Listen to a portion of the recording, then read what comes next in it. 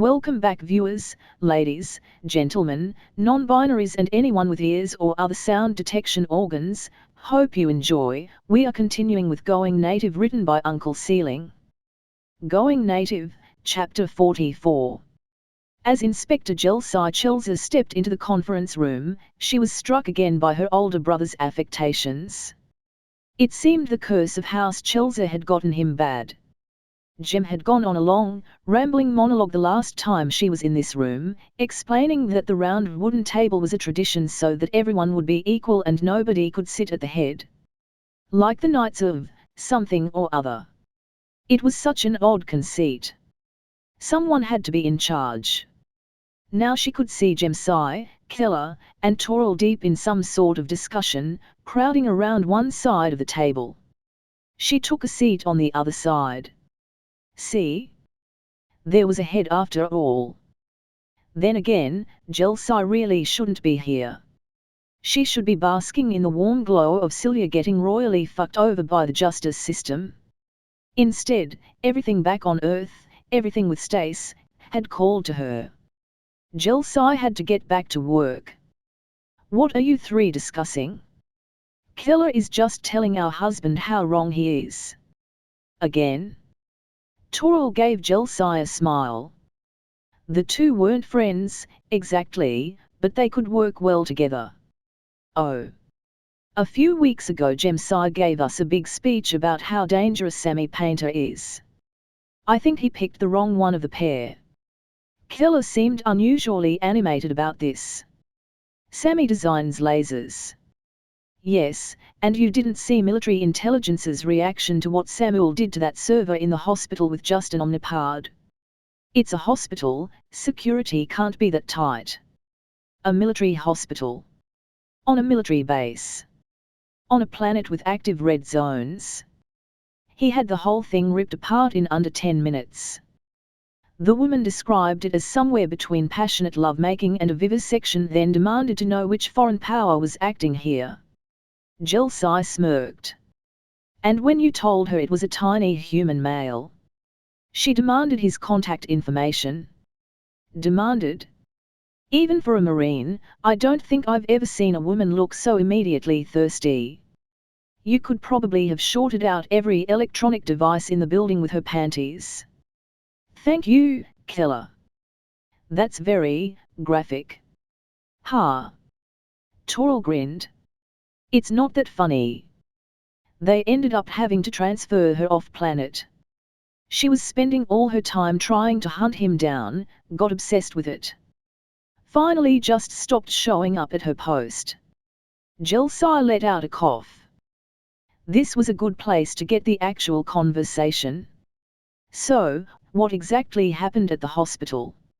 Let's go through it step by step. I was off-world dealing with that. Unbelievable, can't Celia and only read the summary Keller sent. It was caused by, you know what? I'm just going to call Sam. He can explain it better than I can anyway. Keller pulled out her Omnipod, punched a few buttons, and sat it in the center of the round table. After a few moments, there was a click and a voice filled the room. This is Sam. What's up, Keller? Sam, I was hoping to talk to you about, are you in the bathroom? It was easy to hear water splashing and gurgling in the background. Nah, hot tub. Hold on a second. The noise suddenly got louder and a second voice, bright and musical, joined the first. Hi. Sammy's voice carried well in the conference room. This was followed by a quiet say hi, don't be rude. A pair of hellos, sheepish and awkward, followed. Who is there with you? Jelsai didn't want the contents of this conversation spread all over the place. Is that Jel? Jelsai felt her face flush and the other three around the table smirked at her. You will refer to me as Inspector Chelzer or, if we are being less formal, Jelsai. Do not call me Jel. Sorry. There was a pause as Samuel seemed to collect his thoughts. I just thought that since, you know, you let Stace call you Jel, you'd be okay with it. Now the rest of the party at the table was openly staring at her. At her. Jelsai blushed a dark blue at the reminder of her shame. So, who is there with you? Jemsai stepped in, trying to salvage the conversation. Oh, yeah. Sorry Jelsai. This is Jemsai. Whoops.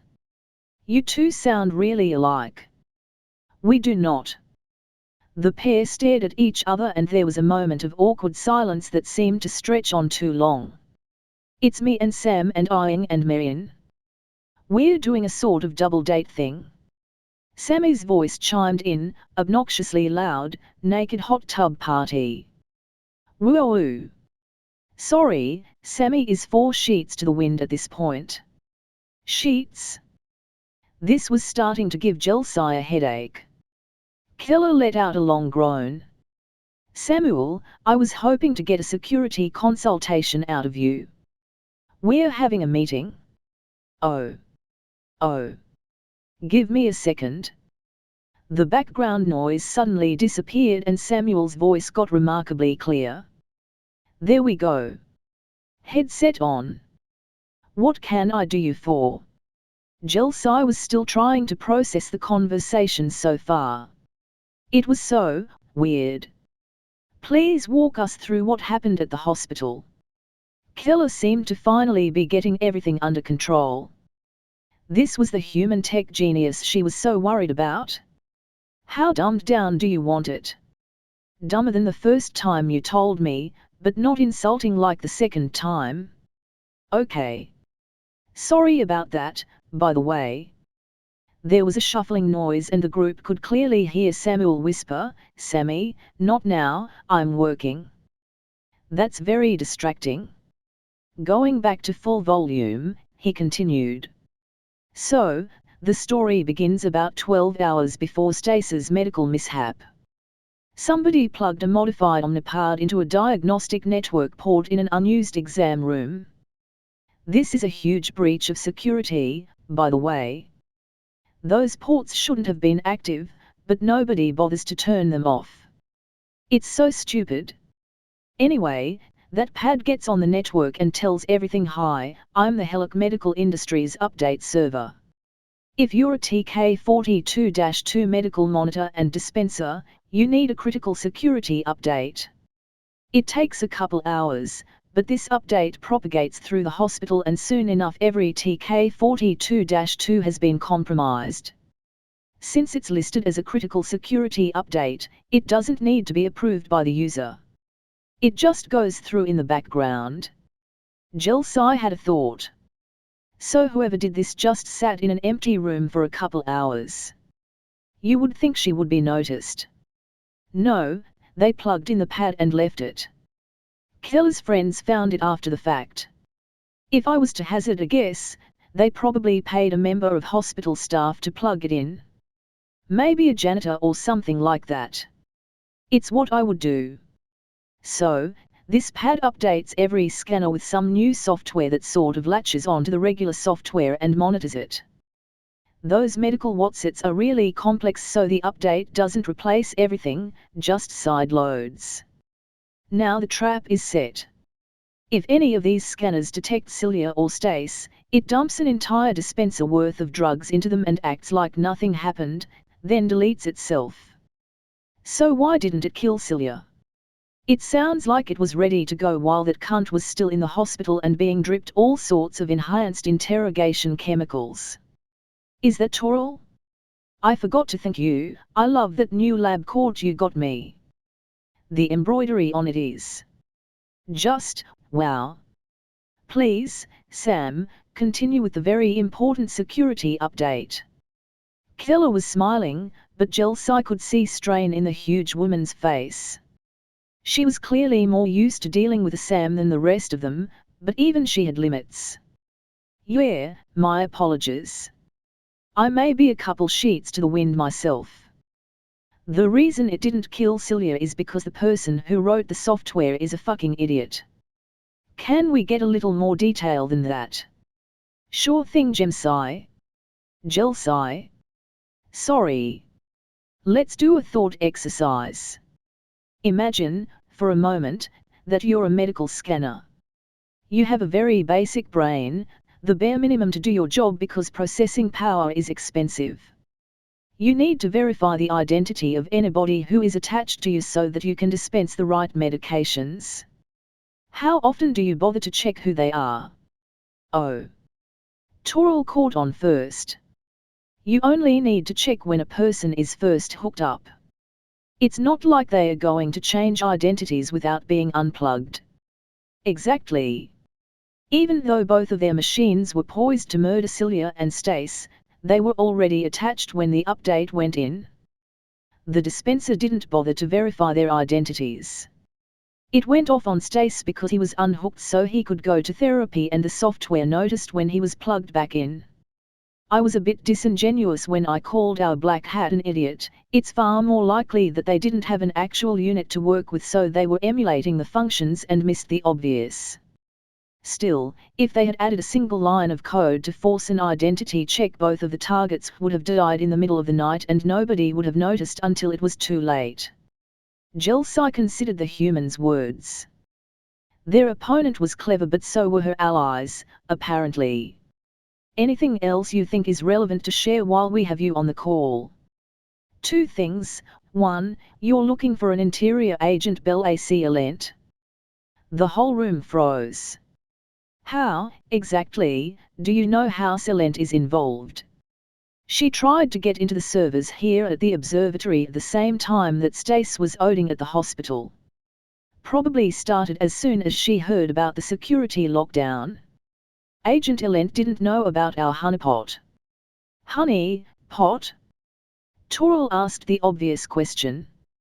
What does that gross bug goo that Gemsi keeps trying to convince me to eat have to do with anything?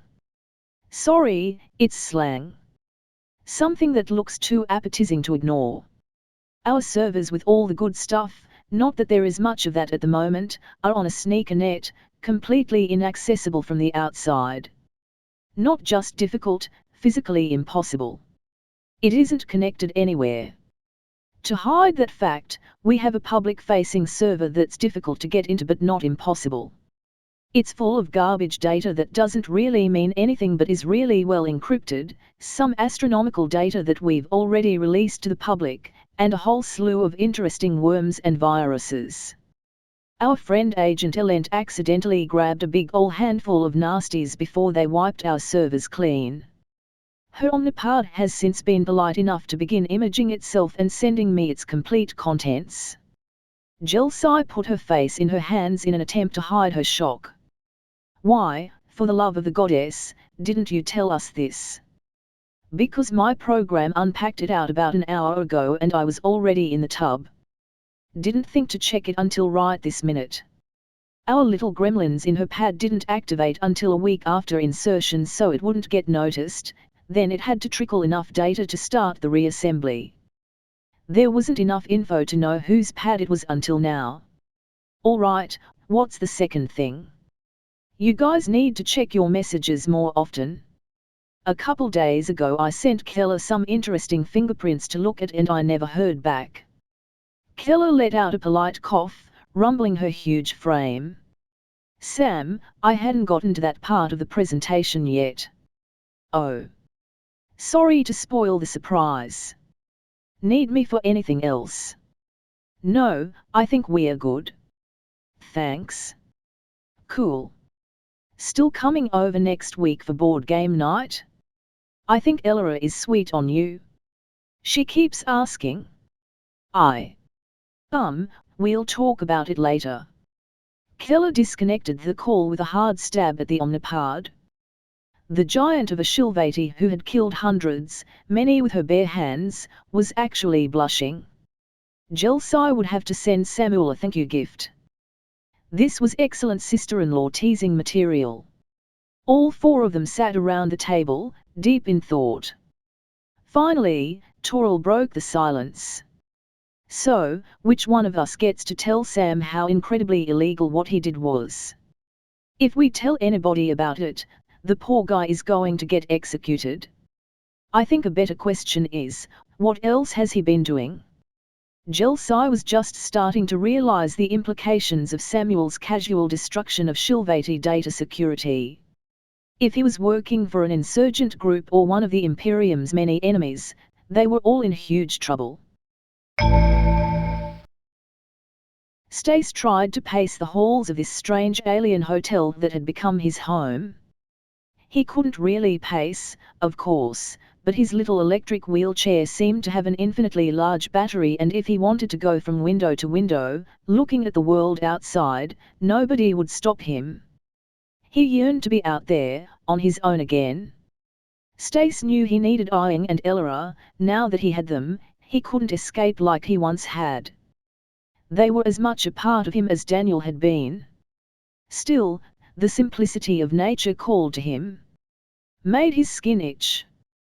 The best view, a wonderful panorama of the Rocky Mountains, happened to be in the worst location. Fancy Shilvati swimming technology, or perhaps 10 years of human development, had finally invented pools and spas that didn't stink of chlorine, but rolling his chair into the large room containing the pool and the hot tub just meant turning himself into an exhibit. Shilvati seemed to love water, and any time of day there was at least a Marine or two splashing in the pool or soaking in the hot tub. They would always stop what they were doing and stare, then make a point of not staring. Their inky eyes would chase him and he would end up leaving, feeling somehow contaminated. Today, though, he would risk it. He needed to see. Stace needed to pretend, for at least a little while, that he was back to his old self. Stace. The moment he had rolled through the doors, Sammy came towards him at a run, slipping and sliding. They were naked aside from some large, thick glasses, their dark skin and slight frame careening dangerously as they skittered his way on bare feet. "Don't run!" Samuel called after them, but it seemed like Sammy had somehow perfected a way to fall continuously without actually hitting the floor. When they did finally lose their balance, Stace found himself soaking wet with a tiny, naked physicist lying across his lap. Their hip was pressed against the little joystick that controlled his chair and the pair began a slow drift towards the pool. It would have been terrifying if they were going at more than a snail's pace. "Hi, Stace." Sammy grinned up at him, and from their breath came the distinct smell of, what was it called? Blue something? That sickly sweet Shilvati alcohol they all seemed to like. "Hello, Sammy." He really didn't know what else to say. Stace just tried to push down that feeling of panic creeping up his throat. It was just Sammy. They were fine. It was okay. "You're all wet." "Yes, I am." "Your fault. You should get more wet." Sammy wiggled their hips and the chair moved, turning slightly. Stace realized idly that they were trying to control his chair without actually getting off his lap. Sounds were starting to fade out, become muted, and Stace's mouth flooded with the taste of copper and bile. "Please don't, hump my chair into the pool." Samuel came sliding up, naked and pale, and grabbed at the incredibly intoxicated little daredevil. "So sorry, Stace." "Come here, you." He pulled at Sammy but they wrapped their wet arms around Stace's waist. No.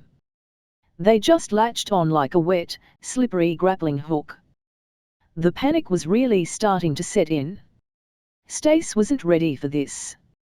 He could feel his body locking up. He turned his head and looked towards the window. He could see the mountains, peaked with snow, but they seemed so small and far away. It all seemed to blur, go dark around the edges. All he wanted was Stace. Stace. A lilac blur moved in front of his unfocused eyes, and everything started so suddenly brighten up again.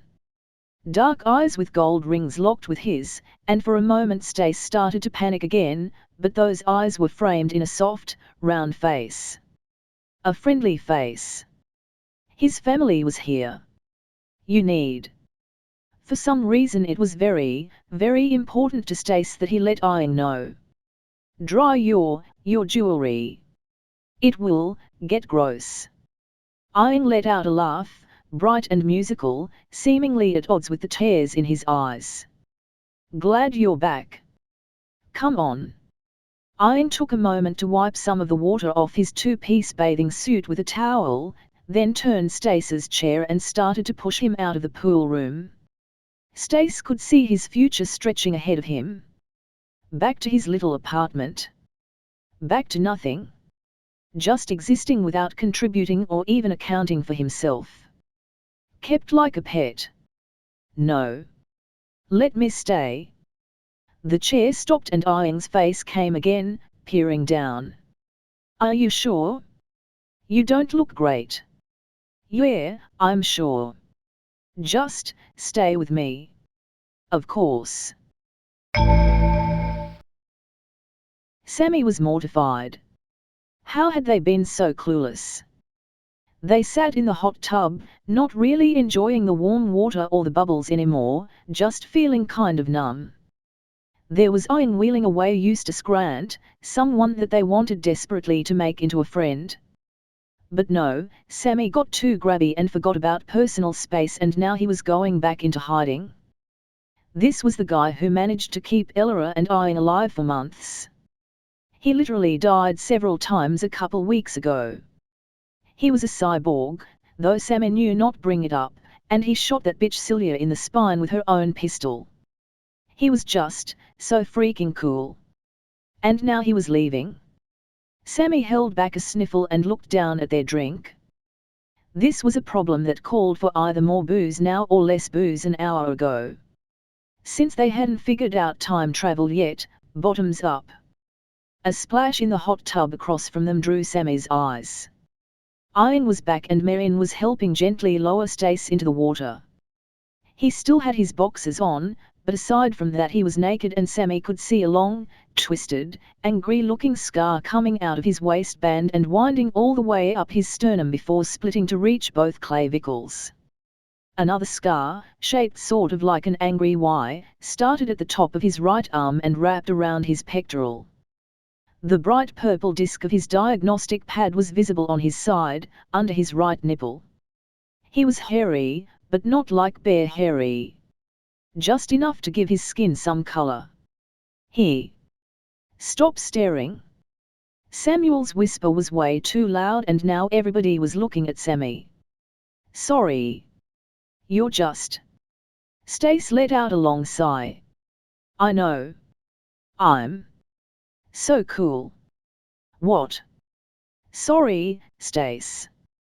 Samuel was holding on to Sammy, but there was no need. It's not like they were going to fling themselves across the hot tub. Sammy has been a little obsessed lately. Leader of your fan club and all that. What? Stace seemed confused for some reason. Why? Because you're awesome. Sammy grinned and struggled forward just far enough to offer Stace a fist bump. He returned it cautiously. I keep telling him that, but he just won't believe me. Ian ruffled Stace's hair and the Bairdus wild man of Alaska let out a quiet MMH and leaned against the Shilvati. He could be adorable too. End of chapter. If you enjoyed, like, subscribe, click the bell so you don't miss any episode and do all the other YouTube stuff, visit and support the author, and I'll see you next time. If you didn't enjoy, comment on what I can do better. And as usual, have a wonderful day.